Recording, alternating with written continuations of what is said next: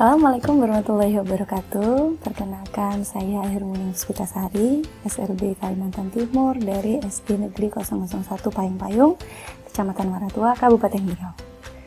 Saya ingin sedikit cerita tentang diseminasi praktik baik yang saya lakukan di SD Negeri 001 Payung-Payung pada tanggal 26 Oktober, hari Rabu, jam 10 sampai dengan jam 11.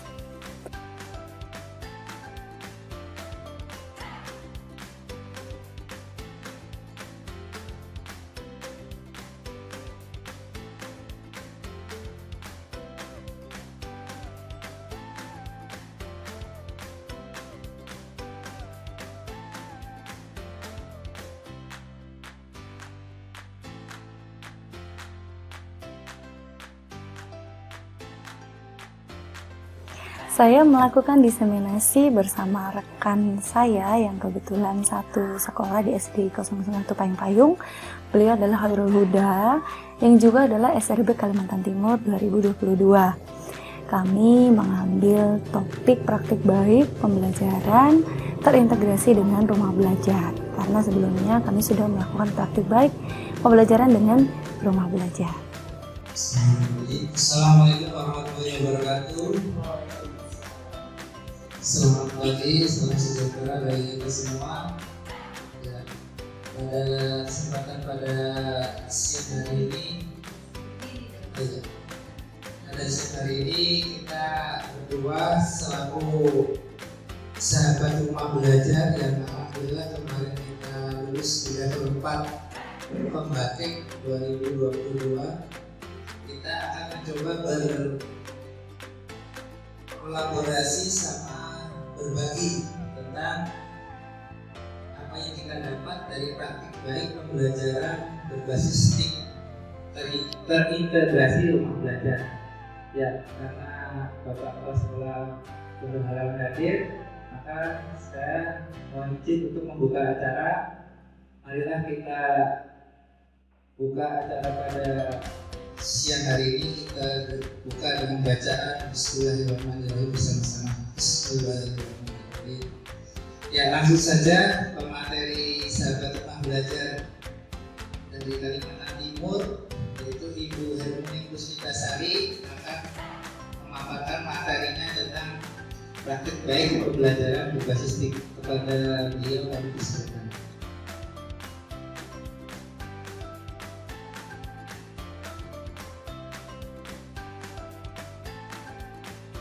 Situasi pada saat kami diseminasi, saat itu hanya terdapat 5 guru karena beberapa guru sedang berada di luar sekolah.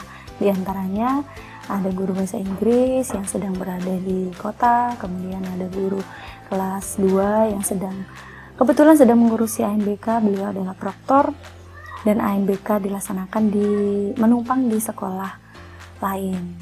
Kemudian kepala sekolah kebetulan sedang berhalangan hadir, dan ada beberapa rekan yang sedang memiliki kesibukan masing-masing, sehingga hanya 5 peserta yang merupakan guru kelas yang dapat hadir di diseminasi kami.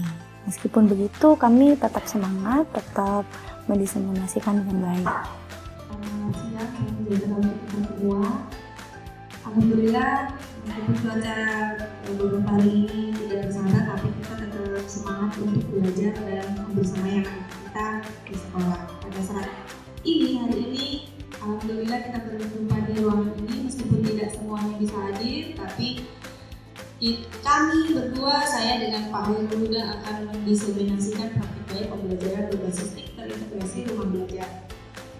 Karena tahun kemarin saya sudah memaparkan tentang rumah belajar, seluruhnya, fitur-fiturnya dan lain sebagainya.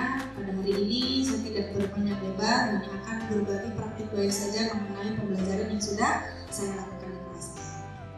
Sebelumnya saya ingin merefleksi diri kita, diri saya dan Bapak Ibu guru semuanya. Bagaimana penempatan TIK di kelas saya? Kira-kira di antara 5 Bapak Ibu guru di sini adakah yang ingin memberikan tanggapannya atau pengalamannya, pernah melaksanakan pembelajaran TIK di kelas, bagaimana prosesnya atau tanggapannya seperti apa? Mungkin bisa memberikan.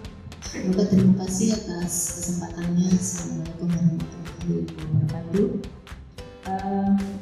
Menanggapi pertanyaan dari narasumber bahwa bagaimana sih pemanfaatan TIK di kelas. Ya, dulu saya pernah melakukan pembelajaran TIK di kelas waktu saat pandemi beberapa lalu. Yang saya lakukan adalah selain materi yang di-share di grup, saya juga melakukan pemanfaatan TIK itu dalam pengerjaan soal yang saya gunakan adalah digital yang tentunya kita bagikan dengan siswa sehingga siswa sendiri yang akan luar biasa pengalaman di buku yang sudah dilakukan. Ada lagi kan yang ingin bagikan pengalamannya, barangkali memanfaatkan rumah belajar itu juga pada berhenti atau berhenti. Jika tidak ada, saya lanjut. Setelah kita berefleksi diri, kita menganalisis dulu. Ini berdasarkan pengalaman saya ya, bagaimana caranya supaya kita bisa berinteraksi dan mengintegrasikan TIK di dalam pembelajaran. Yang pertama, kita analisis dulu karakteristik siswa. Kita tentu tahu sebagai guru, karakteristik siswa itu berbeda-beda. Kita analisis dulu berdasarkan itu, lingkungannya bagaimana, kebiasaannya seperti apa, kemudian karakter pemerolehan ilmu pengetahuannya bagaimana, apakah dia suka bermain, apakah dia suka memainkan game, atau dia suka melihat video, atau hanya mendengarkan musik. Jadi materinya disesuaikan dengan kebutuhan. Dan kedua, setelah itu dipenuhi, kita tulis daftarnya, bagaimana caranya supaya dengan satu HP itu bisa untuk sarana belajar. Yang ketiga, kita mulai perubahan. Kenapa kita harus berubah? Karena kita tahu anak didik kita sekarang sudah tidak seperti yang dulu. Kalau dulu kan mereka belum terlalu akrab dengan TIK. Nah, sekarang kan sudah sangat akrab sekali, sudah ingin tahunya besar dengan teknologi gawai, kemudian laptop, dan mereka akan senang jika diberikan materi menggunakan TIK. Maka kita harus mulai perubahan itu. Ini ada sedikit motivasi dari saya dapat dari mentor saya di salah satu pelatihan tentang analogi pensil. Kita ada di mana nih? Kita sebagai apa nih di pensil ini? Apakah kita sebagai pemimpin di depan yang mengintegrasikan teknologi pertama kali, yang membuat karya dan lain sebagainya? Apakah kita yang di belakangnya yang mengikuti, kemudian terinspirasi?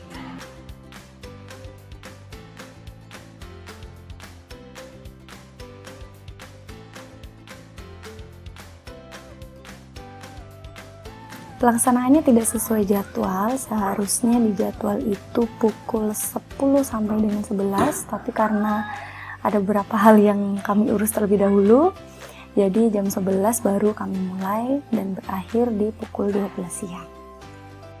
Yang pertama, yang sudah saya lakukan adalah blended learning dengan aplikasi Nesdolen. Ini saya lakukan di tahun kemarin pada saat pandemi, pada saat kita PTMT, saya mengajar kelas 6 jumlahnya 18 siswa, setengah berangkat, setengah pulang PTMT ya.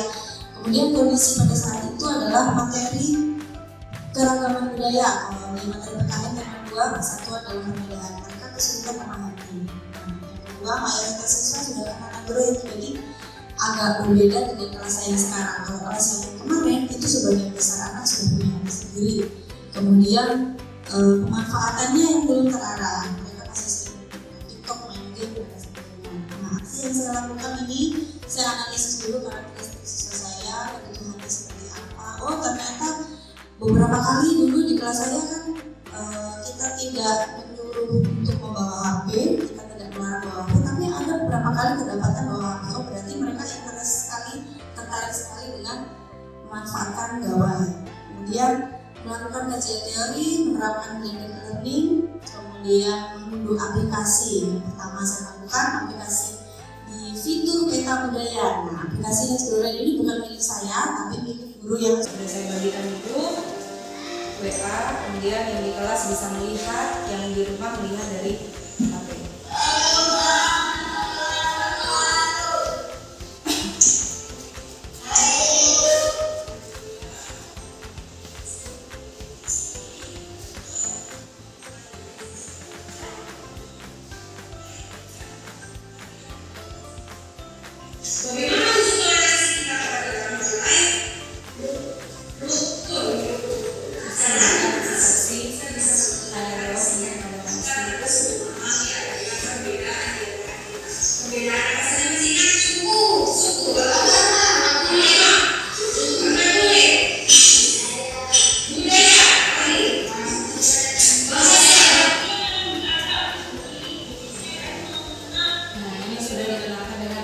hasilnya karena mereka sudah menunggu.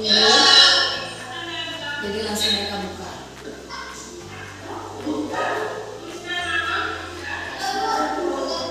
Jadi aplikasi ini seperti game ya, kalau sudah diunduh dimainkan seperti game, tapi gamenya seperti ini.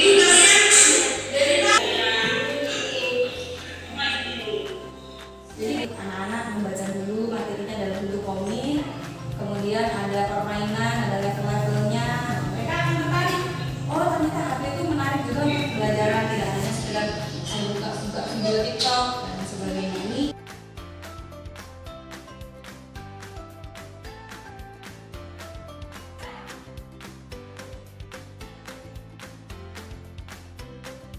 Kami mendiseminasikan tentang praktik baik pembelajaran. Saya di kelas 6, sedangkan rekan saya PJOK di kelas 3. Dan kami memanfaatkan salah satu fitur di dalam sumber belajar, portal rumah belajar. yang ketiga adalah praktik baik discovery learning terintegrasi sumber belajar dengan soal. Situasi pada saat itu kelas 6 pertama peserta didik kelas 6 saya kurang kolaboratif, kurang bekerja sama dengan baik saat diskusi dalam kelompok. Jadi kalau di kelas saya yang sekarang ini kalau di kelompok ini kadang nggak mau sama si A, mau sama si B, saya maunya ini itu. Nah, kemudian yang kedua materi perkembangbiakan tumbuhan mereka agak kesulitan memahami.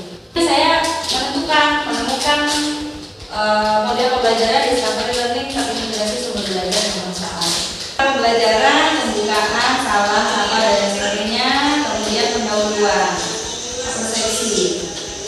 Saya kalau di kelas tuh lebih suka berinteraksi dengan siswa ya, tidak aku gitu. Kasih tugas ini, saya kasih interaksi dulu, saya tanya, mereka menjawab, mereka bertanya. Karena saya dari situ saya juga bisa menilai dan melihat karakteristik peserta didik saya. Ada tanya jawab. Kemudian setelah menyampaikan masalah apa, yang akan kita pelajari materi apa. Lama ya presentasinya ya. Nah setelah itu saya tampilkan video dari sumber belajar, yaitu konten video tentang tumbuhan, karakteristik tumbuhan. Ini juga salah satu penyegaran yang kita lakukan ya. Dengan begini siswa tidak cuma lihat gurunya di depan kelas, tapi juga melihat profil lain, orang lain. Jadi mereka akan lebih tertarik melihat orang baru walaupun dalam video. Yang dilanjutkan oleh rekan saya Bapak Muda yang akan menyampaikan praktik baik tentang pembelajarannya. Silakan. Assalamualaikum warahmatullahi wabarakatuh. Waalaikumsalam warahmatullahi wabarakatuh. Ya, terima kasih kepada Bu Ermuning telah memberi waktu dan kepada rekan-rekan semuanya untuk saya akan menjelaskan praktek baik yang sudah saya lakukan sebagai guru PJOK ya, guru olahraga. Ya, yang saya lakukan praktek baiknya itu pendekatan saintifik pembelajaran atletik. Atletik ini ada lari, lompat, lempar. Ya, pendekatan saintifik ini sesuai dengan kurikulum K13, yaitu ada 5M, yaitu memang ini yang di sini memang peserta didik mengamati, menanya, mengumpulkan data informasi, mengasosiasi dan mengkomunikasikan. Jadi di sini peserta saya lihat saya kasih apa tadi namanya kelompok berkelompok untuk melihat konten belajar yang ada di rumah belajar. Dia mengamati pembelajaran, cari video tentang pembelajaran atletik, yaitu tentang jalan, lari, lompat itu.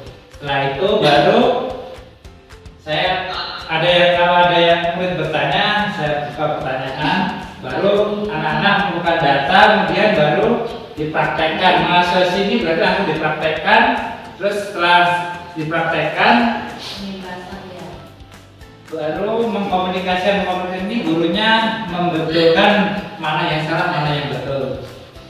Ya, ini yang sudah saya lakukan kemarin saya ambil di kelas 3 ya, kelasnya Bu Heti. Ini dadakan juga ngambilnya, yang penting ambil gambar aja kita. Yang penting hasilnya kan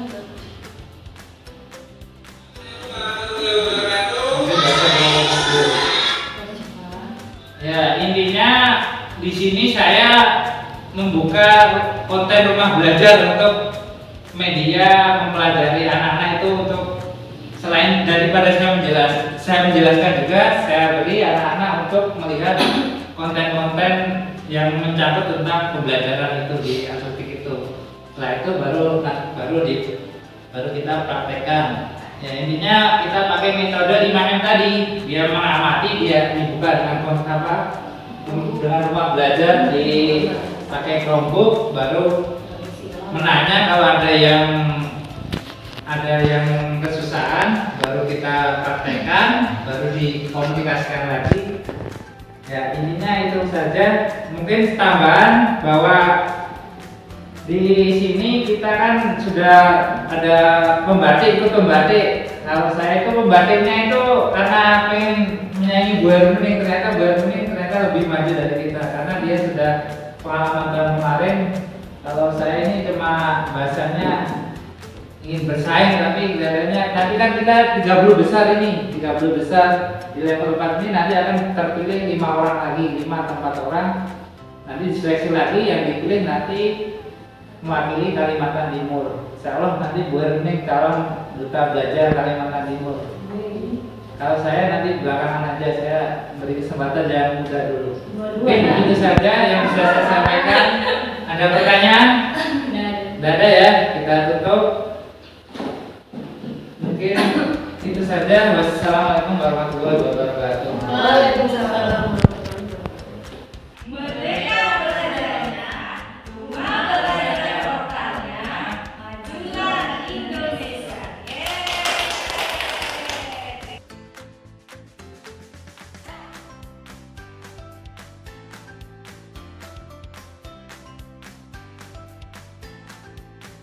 Para guru dapat menerima dan menyimak dengan baik, interaksi juga cukup baik.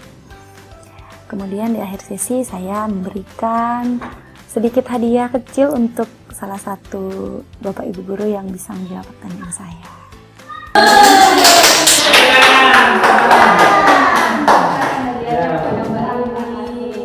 Hadiahnya mungkin nilainya nggak seberapa, tapi ya mudah-mudahan ada manfaatnya dia sedikit.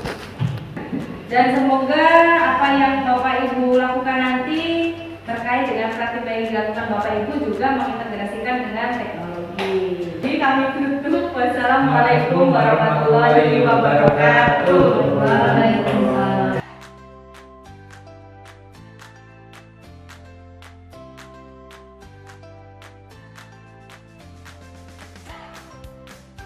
Dari diseminasi yang sudah saya lakukan di SD Negeri 001 Payung-Payung, alhamdulillah saya bersyukur sekali teman-teman bisa meluangkan waktu, kemudian cuaca saat itu juga sedang bersahabat, berikut jaringannya karena di hari-hari sebelumnya jaringan cukup buruk ya, hampir tidak ada.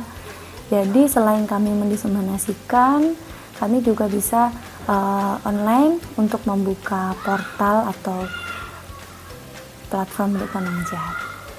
Kami berharap dengan diseminasi yang kami lakukan dapat bermanfaat bagi Bapak Ibu guru, khususnya di SD Negeri 001 Payung-Payung, sehingga Bapak Ibu guru bisa menerapkan pembelajaran yang terintegrasi dengan teknologi, terutama portal rumah belajar dan platform Pendidikan Mengajar.